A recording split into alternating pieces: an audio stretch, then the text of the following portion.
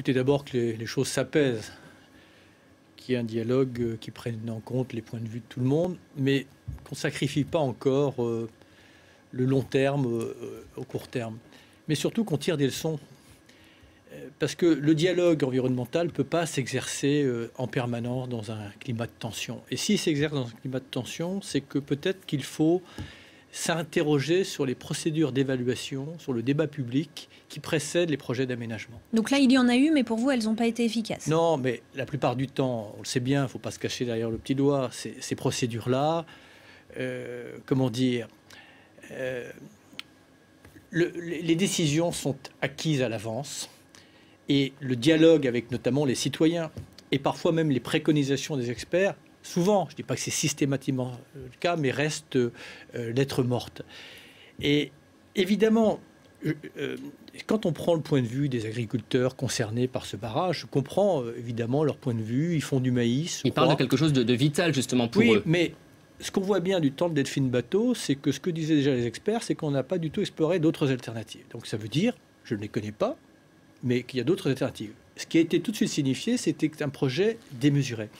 Mais encore une fois, tout dépend avec quelle grille de lecture on regarde ce sujet-là. Soit on considère que c'est un problème local et que la disparition de 13 hectares de zones humides, pour finir, face à l'avenir professionnel d'agriculteurs, peut sembler insignifiant. Et je peux comprendre ce point de vue. Mais moi, je voudrais quand même placer tous ces enjeux-là dans un contexte global. C'est-à-dire dans un contexte où on est en train, en permanence, de détruire la planète sous toutes ses formes. Et notamment dans la disparition des zones humides, des sols, des terres arables. Et si on regarde simplement qu'en l'espace, depuis 1990, dans le monde, 50% des zones humides ont été détériorées, et que ce sont notamment des zones très importantes pour les grands équilibres écologiques, mais également pour la biodiversité, et y compris pour la production agricole. Donc si on voit ça dans cette dynamique-là, évidemment, on n'a pas le même point de vue. Donc ce qui est important, si on voit ça aussi dans la perspective du changement climatique, parce que qu'est-ce que nous dit le dernier rapport du GIEC ?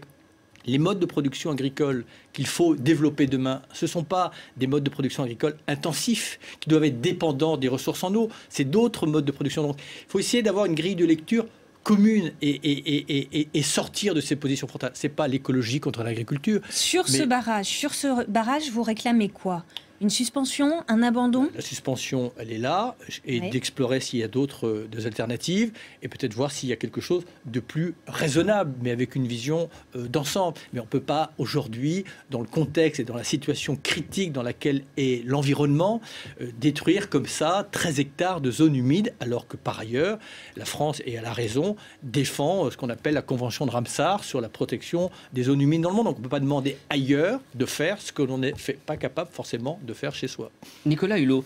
Mais dédramatisons les choses. Simplement, encore une fois, ce qui est important pour les élus locaux, pour les élus territoriaux et nationaux, c'est d'abord qu'ils se rendent compte de quel enjeu on parle. Est-ce que le respect de la nature, c'est un enjeu optionnel ou est-ce que c'est un enjeu qui conditionne toutes les libertés auxquelles nous sommes attachés ? Je crois qu'on ne parle pas de la même chose. Et c'est pour ça qu'il y a un moment ou un autre, on ira évidemment de confrontation en confrontation parce que chacun est de bonne foi, mais en même temps, on ne parle pas de la même chose. Là, on est en train de parler de l'avenir de la planète. Nicolas Hulot, ça fait juste une dizaine de jours que l'on connaît ce problème au niveau national du barrage contesté de Sivens. Ça fait bien plus longtemps. Et ça fait bien plus longtemps. Un mort pour que d'un point de vue médiatique, on se rende compte du problème que ça pose d'un point de vue local. Est-ce qu'on aurait dû abandonner ce projet de barrage beaucoup plus tôt, avant qu'il y ait un mort finalement ?